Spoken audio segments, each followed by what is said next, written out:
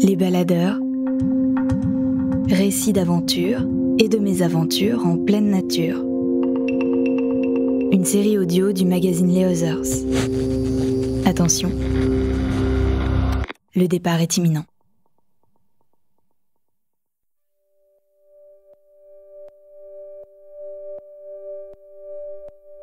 Il y a tout au long de la vie des objets qui nous suivent, que l'on garde précieusement et que l'on emporte avec nous comme un témoignage du passé. Parfois, ce passé est douloureux, et un jour, on se sent prêt à l'affronter. Dans un coin de son appartement, Mathieu Taubert a retrouvé une cassette vidéo qui le replonge dans son enfance. À ce jour où, atteint d'une leucémie et allongé dans son lit de l'hôpital Saint-Louis, il a rencontré Christine Janin. Première femme française à avoir conquis l'Everest en 1990, elle est aussi médecin et accompagne des enfants malades sur le chemin de la guérison avec son association À chacun son Everest. Après cette rencontre, du haut de ses 8 ans, Mathieu atteint la pointe de Tardevant, un sommet de 2500 mètres d'altitude au cœur des Alpes. 20 ans plus tard, il décide de repartir pour la même aventure, de fouler les mêmes sentiers, de marcher dans ses propres empreintes. Car accepter le passé, c'est s'emparer du présent et accueillir l'avenir.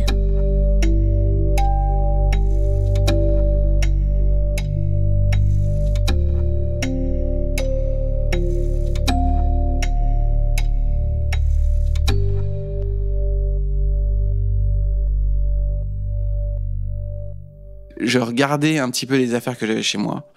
Et en fait, je tombe sur cette cassette qui est derrière le décodeur à Internet, vraiment planqué. C'est le genre de truc que t'as fait tomber et que t'as pas jamais voulu ramasser. C'est une cassette, je l'avais dans ma chambre d'ado, c'est-à-dire vraiment chez mes parents. J'ai grandi avec, elle a toujours été là. Et ce qui s'est passé, c'est qu'à un moment, je me suis dit, si elle est là, c'est qu'il y a forcément une raison. Il y a un truc, je dois en faire quelque chose. Et aussi, sûrement curieux de savoir en fait ce qu'il y avait dedans. J'en avais un vague souvenir, mais j'étais pas sûr de ce qu'il y avait à l'intérieur. Donc je vais faire numériser la cassette. Je la récupère sur une clé USB, je rentre chez moi et là je lance le truc. Je me pose, c'est une soirée, je suis tranquille, je regarde la cassette. Je m'attends pas à grand chose, juste à me voir petit, avec une dégaine un peu bizarre et un peu mignon en quelque sorte. Et en fait, le truc il me démonte, quoi. Je suis pris par l'émotion, je me rends compte que c'est énormément de flashs qui me reviennent. C'est pas réellement concret, c'est-à-dire que j'arrive pas à resituer entièrement l'histoire, j'arrive pas à me dire que c'est réellement moi. Et en même temps, je sais que j'ai vécu quelque chose de fort et que je peux pas laisser ça comme ça. Paul qui vient avec moi. Ah, récemment, mais j'en veux pas. Voilà, enfin le soleil, enfin la technique. Allez. Attends la nuit. Ce que je vois sur cette cassette, c'est déjà un film qui a bien vieilli. C'est-à-dire que c'est un montage pas très rythmé, avec une musique qui devait être une musique libre de droit, donc qui est horrible.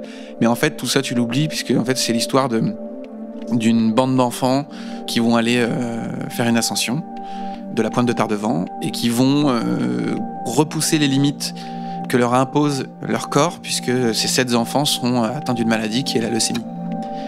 Donc, les 7 enfants partent avec des guides et une femme qui est vraiment spéciale, qui est Christine Janin, fondatrice de l'association À chacun son Everest, mais aussi première femme à avoir gravi l'Everest sans oxygène et première femme à avoir battu de nombreux records dans tout ce qui est domaine d'expédition et d'aventure.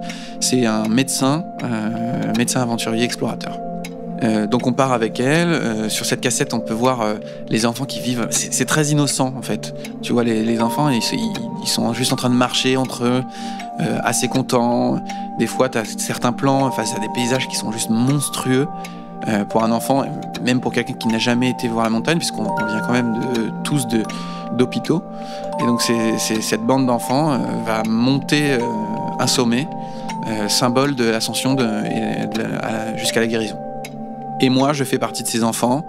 Donc on est en 96 et j'ai environ 8 ans.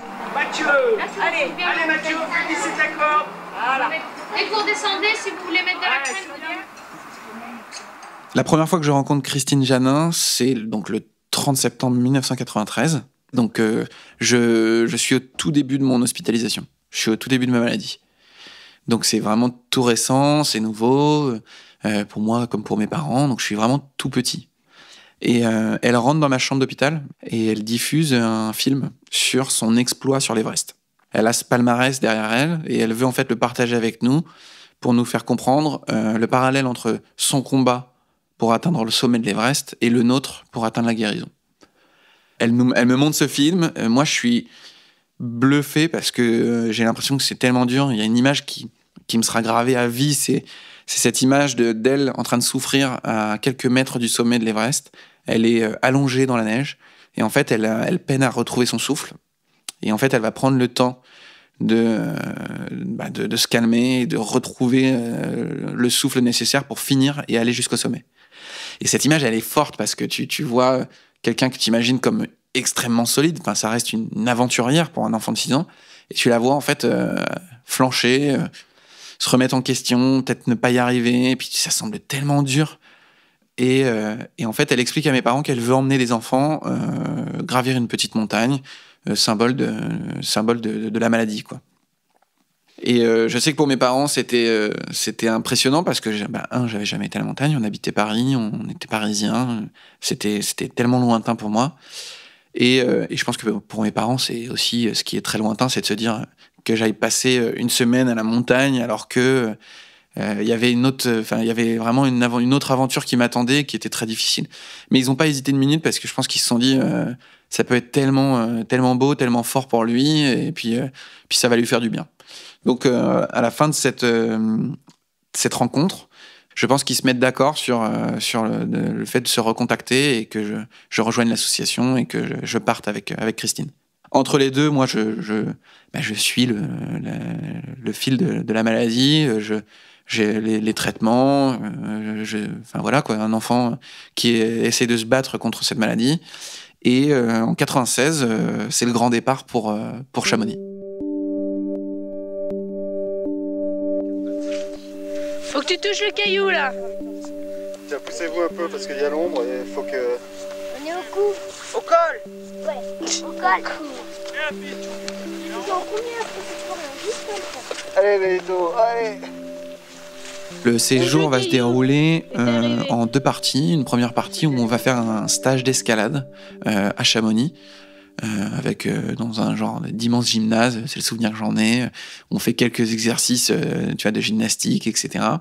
Donc on t'apprend les bases, le nœud d'huile, comment on assure quelqu'un, et comment on fait face un petit peu aux premières peurs, qui sont si je tombe, et le vide, et des choses comme ça. Ensuite, on part en nature, donc on est toujours autour de Chamonix, et on part non loin pour faire une grimpe, mais là, cette fois-ci, sur paroi. Encore une fois, on se parle d'enfants de 6 à 14 ans, donc on n'est pas sur des immenses falaises, on est sur une petite paroi accessible, mais qui nous permet de tester ce qu'on a appris dans le gymnase, et puis d'être nos premiers pas en pleine nature. Et puis la deuxième partie du séjour, là on va du côté de Tardevant, du côté de la Clusaz. On se retrouve droppé à un endroit pour partir sur une longue marche de 2 jours, avec un arrêt au milieu dans un refuge et l'ascension de la pointe de Tardevant. Qu'est-ce que t'as? Ouais. Ben oui, il y en a un qui le laisse tomber. Là, il va arriver en fait. C'est exactement ce voyage que j'ai voulu refaire un peu plus de 20 ans après. Donc là, j'ai un peu le début de mon aventure, mais je me dis, en fait, j'ai envie de le partager aussi avec des gens qui me sont chers, ou des gens qui sont proches de moi, ou des gens qui potentiellement me connaissent pas si bien que ça. Et tu te rends compte que souvent, tu dis pas tout à tes potes. Tu t'es pas forcément ultra transparent avec ceux qui t'entourent. Et donc, je réunis 7 personnes qui font partie de mon groupe de potes, et je leur dis... J'ai un projet à vous proposer.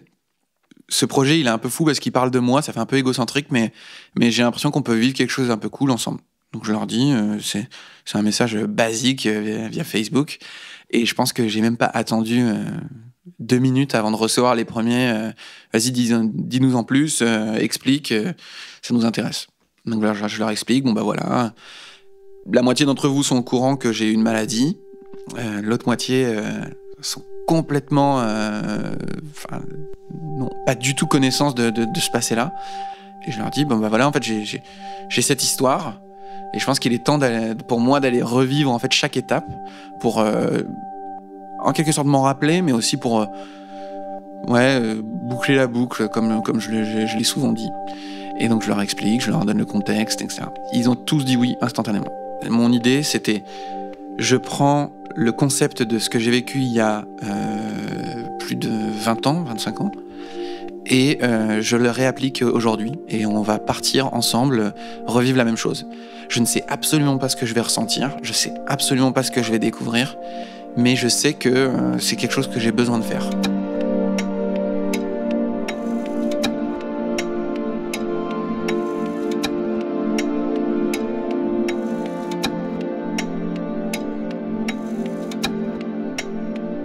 On est maintenant au complet, on sait qu'on va être les 7 à partir. Et en fait, c'est l'un d'entre eux qui est réalisateur, qui me dit, mais en fait, il faut donner vie à tout ça et il faut qu'on en fasse un film. Et j'y pense de plus en plus et en fait, je commence tout simplement à écrire ce que j'ai envie de raconter, ce que j'ai envie de montrer, comment j'ai envie de le vivre, etc. Le projet de film devient juste indispensable parce que on a dans les 7, il y a un réal, un preneur de son qui fait beaucoup de clips de ciné. Donc en fait, c'était juste évident que le format film et l'histoire devaient se raconter à travers un film et un documentaire.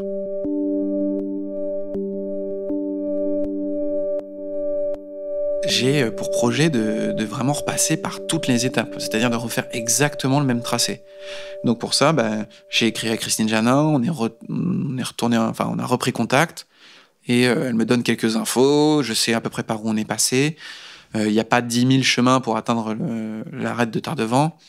Donc j'arrive à faire mon tracé sur une carte assez facilement. Et puis pour le reste, je prends une décision qui me fait sourire, c'est que je me dis, à l'époque on était une bande d'enfants qui ne connaissaient rien à la montagne.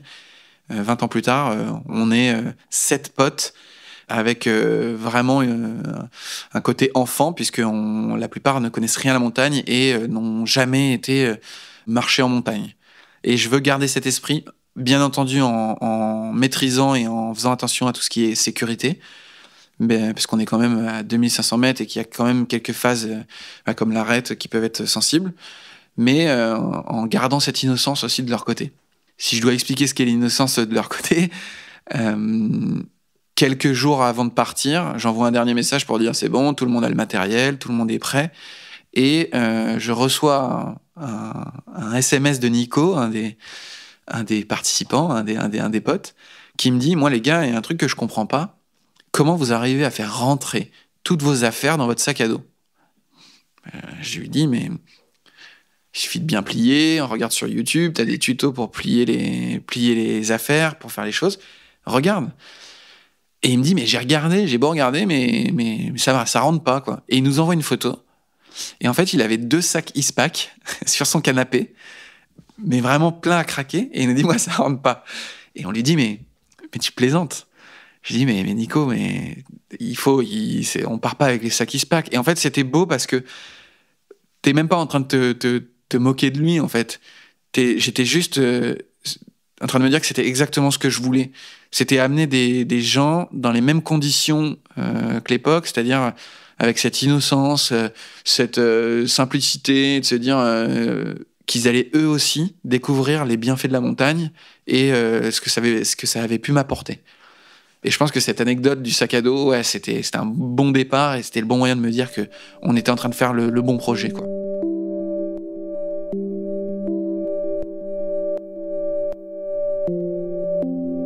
On avait loué un van sur Internet, on s'était dit, allez, on prend le van, on part de Paris le soir après le boulot, et on atteint la Clusaz dans la nuit, on dort dans le van, et on commence à marcher dès le matin.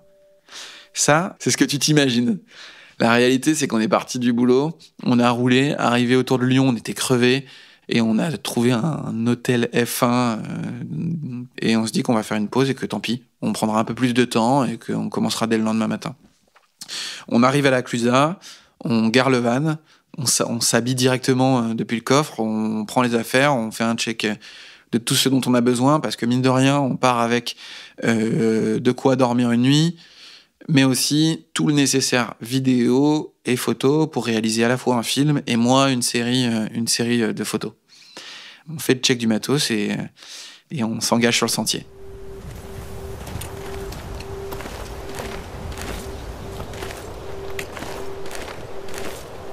Avant de partir pour Tardevant, j'ai des souvenirs. C'est vraiment des flashs, c'est vraiment pas concret, c'est vraiment pas chronologique. J'ai le souvenir d'un chien qui nous suit pendant des kilomètres et des kilomètres sans que personne ne sache à qui il appartient. J'ai le souvenir de grandes rigolades, de grands moments d'amitié, de complicité dans un refuge. Et surtout, j'ai un souvenir particulier, c'est la dernière arête, qui, dans mon souvenir d'enfant, est la traversée d'un nuage. J'imagine vraiment ça comme ça, si je devais le dessiner aujourd'hui. C'est, on marche sur vraiment une fine portion de terre. Autour de moi, c'est le vide. Et on est en train de marcher à l'intérieur d'un nuage. Et ça, toute ma vie, je vais avoir cette image-là, mais je vais pas y croire.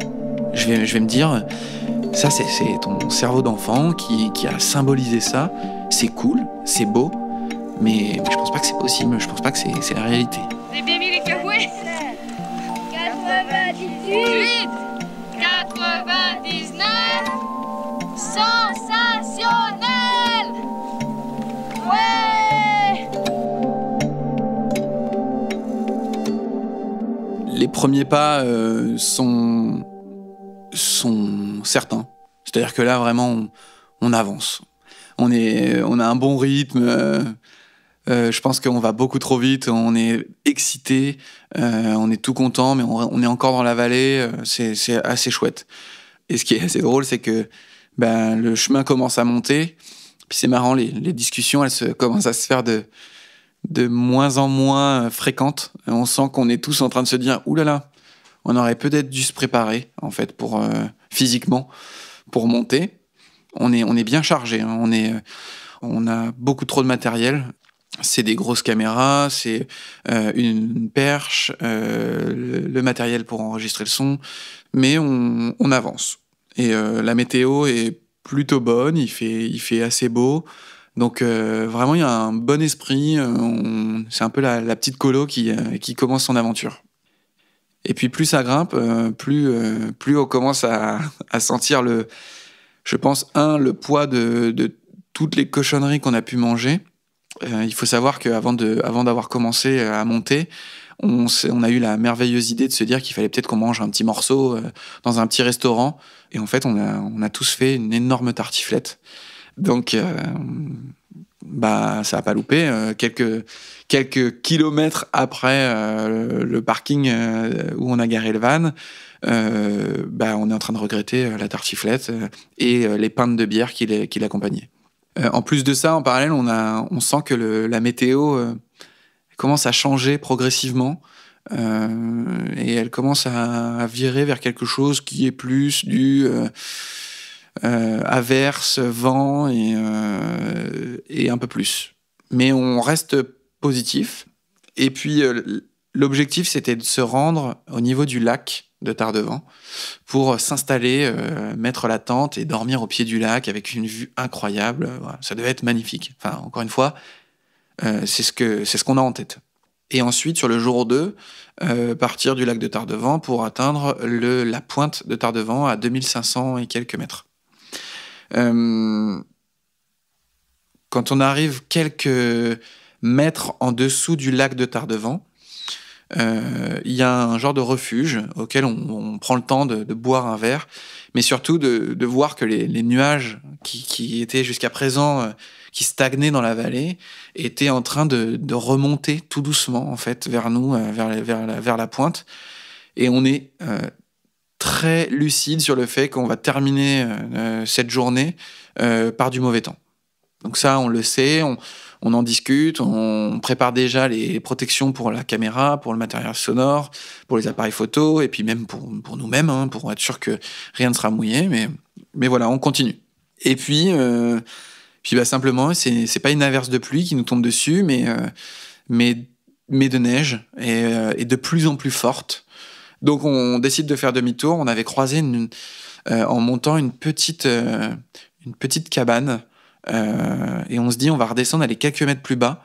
On va redescendre à une allure un peu plus poussée, et on va voir s'il y a une clé quelque part, rentrer dedans pour aller se mettre à l'abri, pour pouvoir passer la nuit.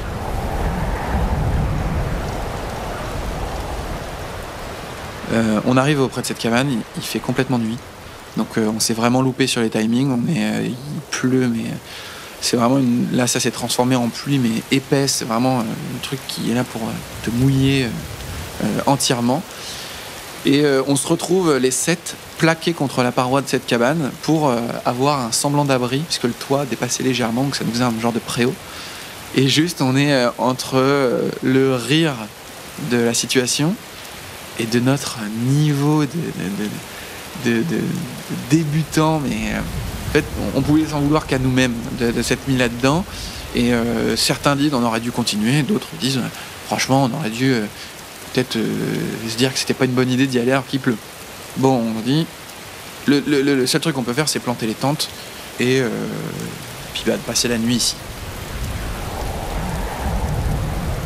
Je plante ma tente dans le noir complet sous la pluie. C'est franchement pas le meilleur dressage de camp que j'ai pu faire. Et surtout pour eux, qui est une première, hein, de faire un bivouac comme ça, c'est pas une première expérience. On avait quand même prévu de se dire, on avait prévu de faire un bon bivouac avec pas de feu puisque c'est interdit, mais juste de se dire voilà, un bon réchaud, un bon thé, une soupe, de la bouffe du lyophilisé histoire de se réchauffer. Et ben tout ça on oublie. On mange un bout de saucisson, on fait vaguement un thé, et le seul truc qu'on veut c'est aller se mettre dans la tente, chacun dans nos tentes. On avait bien transpiré pour monter jusque là où on en était. Je pense qu'on n'était pas préparé, donc la fatigue, je m'endors. Par contre, ce qui est intéressant, c'est que je sais que quelque chose m'attend. Je sais qu'il va se passer quelque chose. Je sais que le lendemain, ça va être une journée très importante.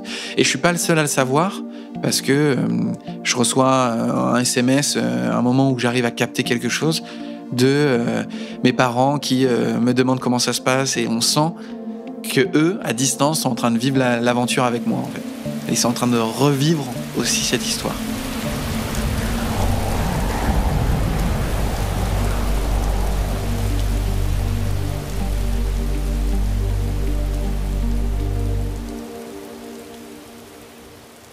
Dans la nuit, la personne qui était avec moi, je comprends pas trop ce qui se passe. Elle passe une nuit mais horrible, avec en fait une genre de crise d'angoisse, comme si elle se sentait enfermée. Alors on était dans une tente, les sarcophages, donc ça peut paraître étroit, ça peut paraître un peu oppressant. Et lui, vraiment, ça va pas lui plaire du tout. Et je le revois commencer par tourner, me dire que peut-être qu'il faut qu'il se mette dans l'autre sens. Donc il se met dans l'autre sens dans la tente. Et je me dis mais il doit pas aller très très bien. Et à un moment, alors qu'il faisait assez froid, hein, et puis il pleuvait, il sort en caleçon et il me dit ah, je me sens pas bien là. Là, il faut que j'aille dehors. Et moi, je commence à me dire mais c'est pas possible. Qu'est-ce qu'il nous fait là? Je regarde, savoir s'il est pas trop loin. Je me dis quand même faire gaffe quoi. On sait pas. Et il revient et il me dit je me sentais pas bien, mais ça va aller. Il faut que je dorme. Il faut que j'y arrive. Et effectivement, au bout de quelques minutes, il arrive à s'endormir.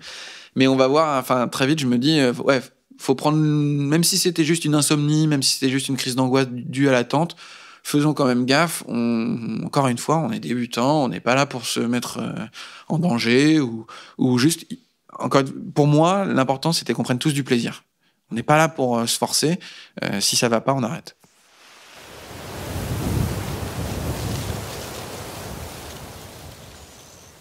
Le lendemain, c'est un autre tableau qui se dresse face à nous. Je dézippe ma tente, je sors.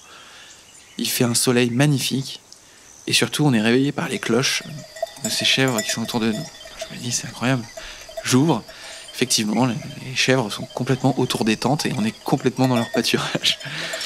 Et le premier truc que je vois, c'est que j'ai les mains, quand je suis sorti de la tente, j'ai les mains en plein dans les crottes des chèvres qui sont juste partout. Donc on est vraiment au milieu de leur toilette. Enfin, c'est vraiment parfait, on sent qu'on est vraiment au milieu de la nature. Et c'est là où je me rends compte qu'on a vraiment planté les tentes à l'arrache pour se mettre à l'abri. Face à nous, c'est quelques mètres plus loin face aux tentes, c'est un panorama sur le Mont Blanc qui est magnifique. Et je suis super content parce qu'eux, ils sont tous en train de dormir et je me dis que quand ils vont se lever, ils vont prendre ça de pleine face et ils vont vivre ça, ils vont découvrir ça. On est bluffé par la vue, mais aussi bien par le panorama qui se dresse face à nous que par ce qui nous attend derrière. C'est-à-dire que la veille, comme le mauvais temps était monté, on voyait plus la pointe, on voyait pas ce qu'on allait monter, on allait un peu dans le brouillard. Là, on commence à prendre conscience du paysage sur lequel on est en train d'évoluer. Et c'est magnifique, c'est super beau, le soleil tape, il est en train de se lever, on sent qu'on se réchauffe, on prend le temps de se faire un bon petit déjeuner pour se dire, voilà, on n'a pas eu le temps hier soir de savourer ce moment, prenons-le ce matin et on verra ensuite.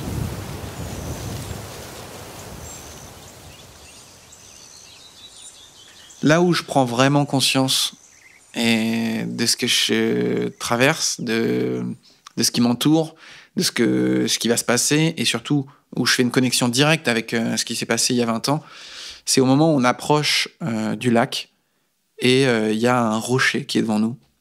Et je sais pas pourquoi, mais ce rocher, il m'attire. Je me dis, il y a un truc bizarre avec cette forme.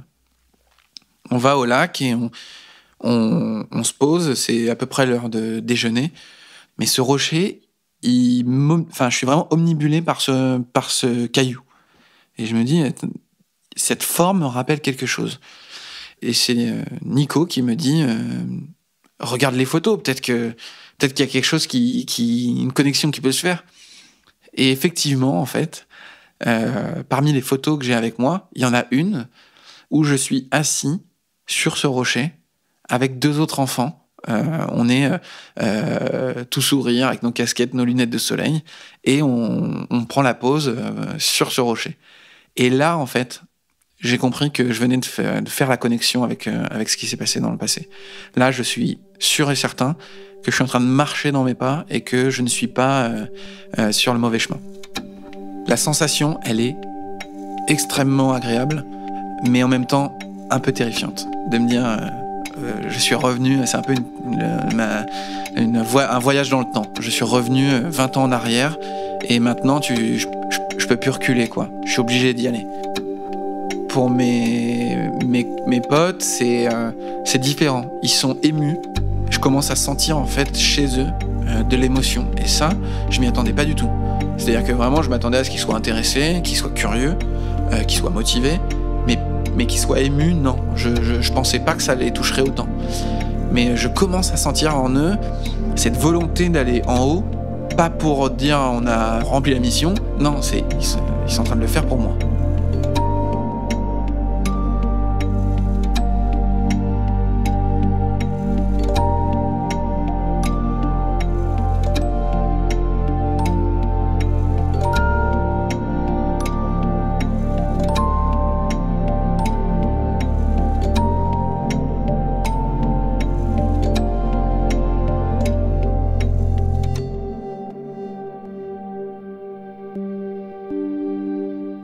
Les questions sur mon passé, sur l'aventure que j'ai vécue, elles ont commencé au moment où on a débuté la marche sur le sentier. C'était des questions du style « alors tu te sens comment ? Ça fait quoi d'être là ?» C'était difficile de répondre au début puisqu'on sent rien, c'est le début, on marche, on sait pas trop où on est. Donc ça, ils l'ont vite senti. Donc les questions, elles se sont très vite recentrées sur la maladie et je dirais que la première partie de l'ascension, ils ont cherché à comprendre ce que j'avais pu vivre sur cette maladie, ce qu'elle était et sur les traces qu'elle avait pu laisser chez moi. C'est marrant de voir que pour eux, C'était aussi une genre d'ascension, quoi. Il commençait par comprendre la maladie, pour ensuite mieux la cerner, pour pouvoir interpréter ce que j'avais pu vivre il y a 20 ans, et en fait pour vivre pleinement l'arrivée au sommet avec moi. Donc je trouvais ça hyper cool, leur démarche. Je trouvais ça hyper intéressant, hyper généreuse. C'était évident qu'il fallait que je m'ouvre, que j'accepte d'en parler beaucoup plus librement et que je leur donne plus de détails. Donc on a parlé de comment on a trouvé ma maladie, comment on l'a détectée, comment je l'ai gérée, comment je l'ai gérée par la suite, sur du moment de l'adolescence ou des choses comme ça. Et puis voilà, les questions ont continué. Je dirais que les questions ont continué jusqu'au sommet. On part du lac, on a repris des forces, on sait que c'est la dernière ligne droite, et plus que de se dire il faut savourer chaque moment, on se dit juste que ça y est, c'est bientôt la fin de l'aventure. Donc on a les yeux grands ouverts, et chaque pas on essaie de s'en rappeler en fait. Et puis surtout le décor change. On n'est plus on a quitté les bois, on n'est plus sur de l'herbe ou du petit chemin de terre. Là, on commence à être sur du caillou, il commence à y avoir de la neige, donc on commence à avoir un autre décor qui se dessine, mais on continue de monter. Jusqu'au moment où on atteint la crête, et là, c'est pour quelqu'un qui n'a jamais vu ça, c'est impressionnant. C'est-à-dire qu'on passe d'un flanc de montagne à vraiment la crête, donc face à nous, c'est du vide. Et on prend bien 5 minutes à s'arrêter là, à regarder et à juste s'en mettre plein les yeux et de se dire waouh. On est à combien d'altitude? 2300. 2300. Et c'est à ce moment-là qu'Hélène nous dit mais là on est au sommet ou qu'est-ce qu'on fait? Donc moi je lui dis mais non, là on va suivre la crête et on va aller jusque là-bas, jusqu'à cette petite pointe que tu vois. Et c'est vrai que d'un point de vue de perspective, c'est un peu trompe-l'œil. On se demande comment on y va, parce qu'on va pas marcher sur cette arête.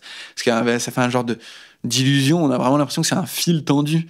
Et non, il y a un genre de petit chemin qu'on emprunte, qu'on prend doucement. Clairement, on n'est pas seul. Enfin, on est un peu impressionné. Hein. Même moi, il y a quelques moments où je prends le temps de m'asseoir pour me dire oula, on est quand même haut.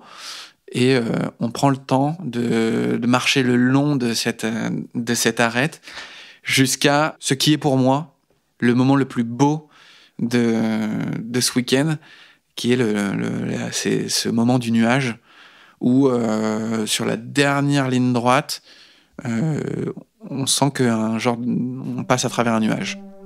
Qu'on est en train de marcher dans un genre de brouillard, on marche et je me mets à sourire, je me mets un peu à rire. Alors, je sais pas si je ris ouvertement et les autres l'entendent, mais en tout cas, je dis à Laurent, c'était pas un rêve. Alors lui, il comprend pas trop ça. Je lui dis non, c'était en fait le souvenir, et donc je lui explique, le souvenir que j'avais de ce moment, de cet endroit, il est réel. Et là où je me suis senti être un peu un menteur ou un conteur, quand j'étais ado ou plus jeune, quand je racontais l'ascension, en fait je mentais pas. C'est vraiment comme ça. On passait à travers ce brouillard qui faisait que derrière la pointe se révélait.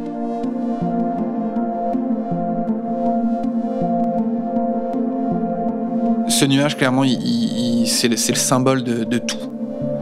C'est marrant parce qu'on pourrait s'attendre à ce que je retienne le sommet, uniquement le sommet. Ce nuage, il a fait tout le travail que j'espérais. Il m'a reconnecté à mon imaginaire d'un enfant de 6 ans. Il m'a reprojeté sur tout ce que j'ai pu traverser. Et puis surtout, il a rendu réel ce que j'ai vécu. C'est-à-dire que là où moi, je ne vivais qu'à travers des flashs, d'un coup, en fait, tout ce que j'ai pu vivre dans la cassette et sur ce week-end-là, tout devenait concret. Donc c'était parfait, c'était exactement le moment que j'attendais.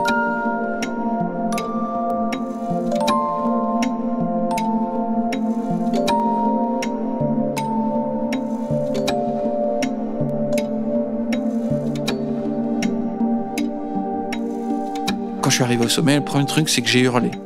Alors que je suis pas du genre à faire ça. Je suis pas du genre à avoir ce genre de comportement, tu vois, d'être vachement sur l'émotion ou de l'exprimer comme ça, un peu trop face caméra. Mais là, je suis arrivé, j'ai hurlé plein poumon, comme pour me décharger. Et après, c'est me tourner, vérifier que les autres sont en train de me rejoindre et avoir les larmes qui me tombent. C'est indéfinissable. Il y a beaucoup trop d'émotions qui arrivent, c'est-à-dire qu'il y a de la fierté, il y a du bonheur, il y a de la tristesse.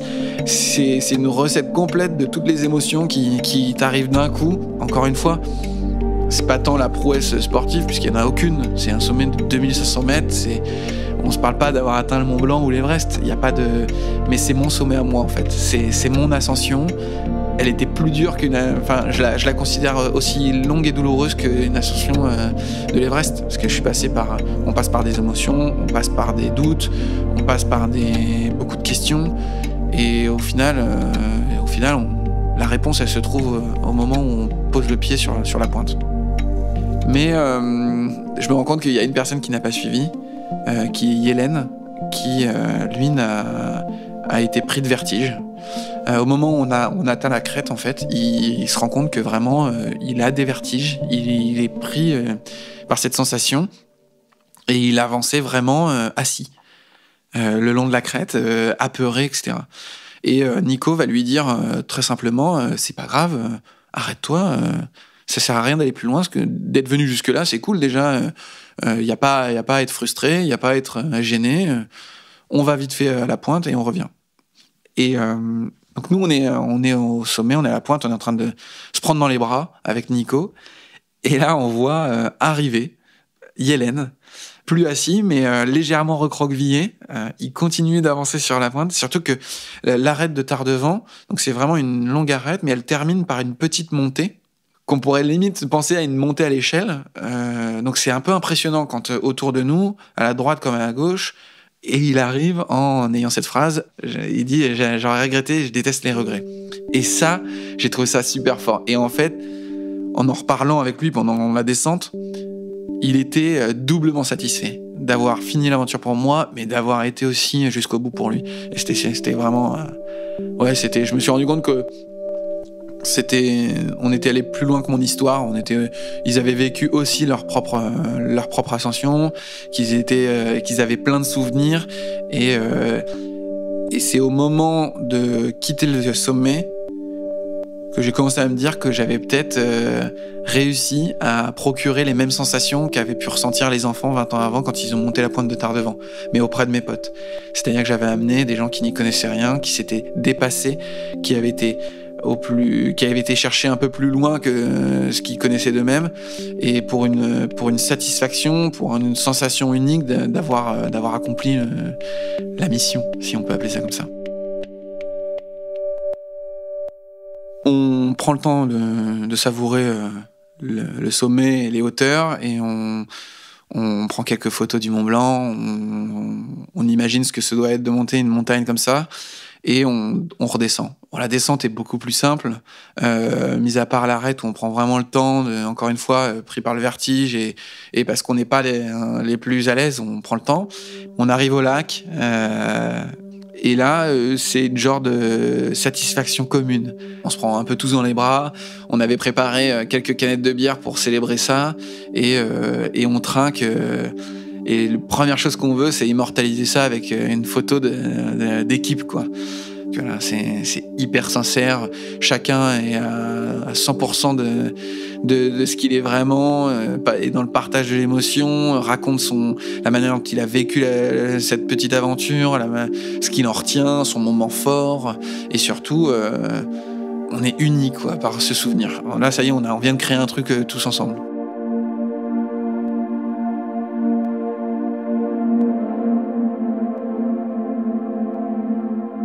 La deuxième partie du voyage, c'était de ensuite reprendre le van et aller jusqu'à la maison de l'association qui se trouve à Chamonix, qui est une maison incroyable, avec des structures impressionnantes, qui n'existaient pas au moment où moi j'étais malade et au moment où je vis cette aventure. Donc ça, c'était la deuxième partie où on rencontrait Christine, et simplement, c'était des retrouvailles 20 ans après. autour d'un gros paquet de photos que j'avais ramené, d'un livre et de mes souvenirs.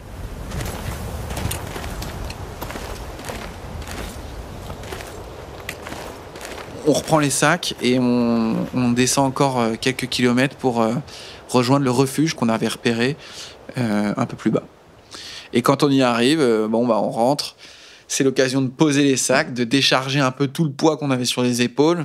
Et j'ai à peine le temps de me retourner que la moitié d'entre eux sont en train de compter notre aventure au gérant du refuge.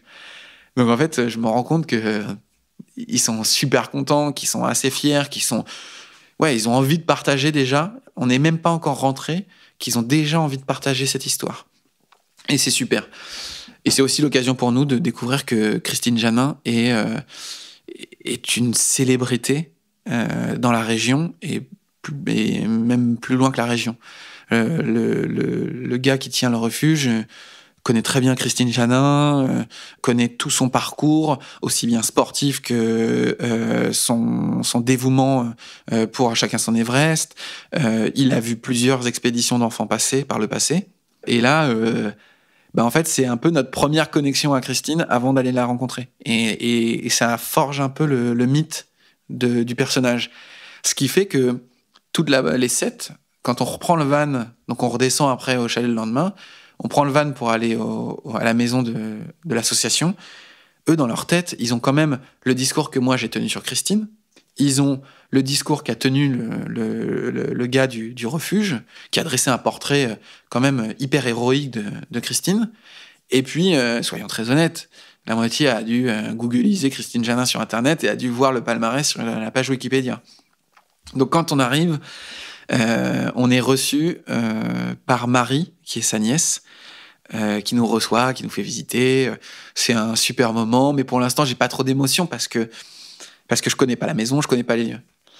Et puis on nous installe dans une salle, on discute entre nous, on prépare un peu les trucs, et elle nous dit Christine était à la Clusa, elle arrive, mais installez-vous. Bon, on prépare les micros, la caméra, on filmera comme ça. Il faut être sûr d'avoir toutes les images, il faut être sûr de capter tout ce qu'elle dit. Je veux vraiment avoir tous ces mots. Et là, on voit une voiture qui arrive, et puis une petite femme qui monte les marches. Et moi, je suis, mais là, tu contrôles plus rien. C'est-à-dire que là où j'ai plus ou moins contrôlé mes émotions sur la montée au sommet, où je me suis un peu libéré au sommet, là, quand je la vois arriver, c'est dur. C'est très, très, très, très dur. Parce qu'elle ouvre la porte et je m'attendais à un bonjour ou à un je suis contente de vous revoir. Non. Là, elle ouvre la porte, elle vient vers moi et elle m'ouvre les bras. Et en fait, on se serre dans les bras pendant 2 minutes. Et en fait, je me rends compte qu'elle se souvient exactement de qui je suis, de l'aventure qu'on a vécue. Et pour moi, c'est impensable. Elle en a fait des centaines des week-ends comme ça. Elle a amené des centaines et des centaines d'enfants. Donc comment elle peut se souvenir ? Et en fait, elle se souvenait de détails du week-end, de l'ascension, de ce qu'on a vécu, de machin. C'était super.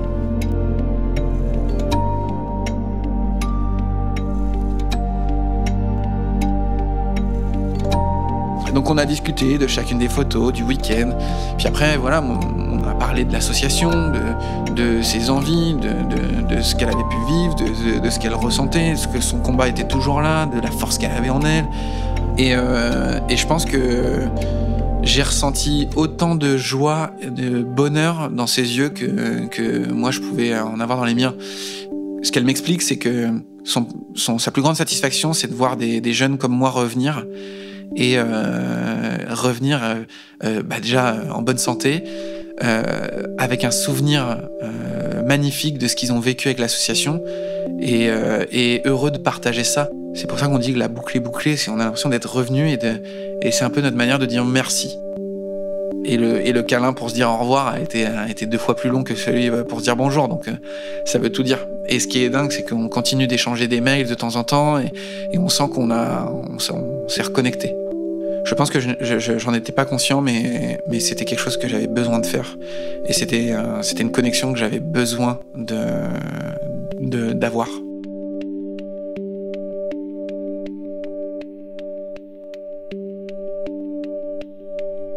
Les raisons de faire cette aventure, j'en ai eu plusieurs. Alors par moments, je me demandais si je me créais pas des histoires ou si j'essayais pas de post-rationaliser ce que j'étais en train de vivre.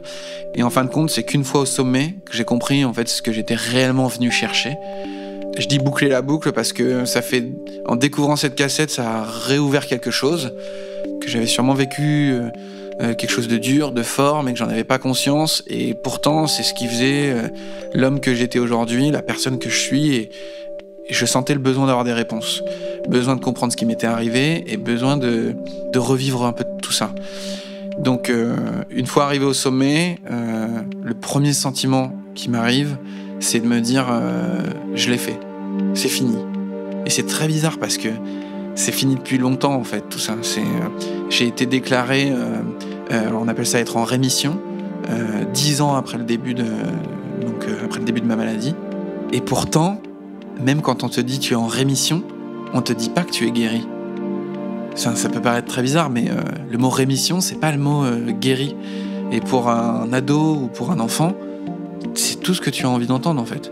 Alors tes parents ils comprennent, ils entendent rémission, ils voient bien le fait que tu vas plus retourner à l'hôpital Saint-Louis tous les mercredis ou une fois tous les mois, là c'est fini. Mais toi en fait t'aurais voulu entendre t'es guéri de la part du professionnel.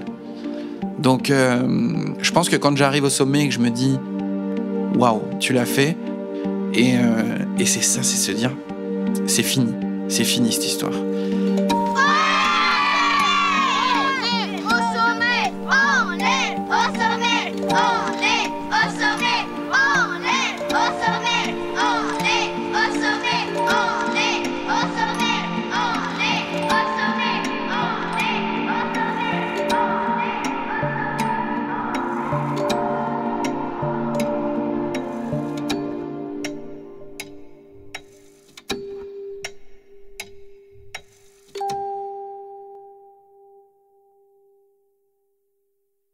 Le documentaire L'autre versant, réalisé pendant cette quête du passé, est disponible sur notre chaîne YouTube.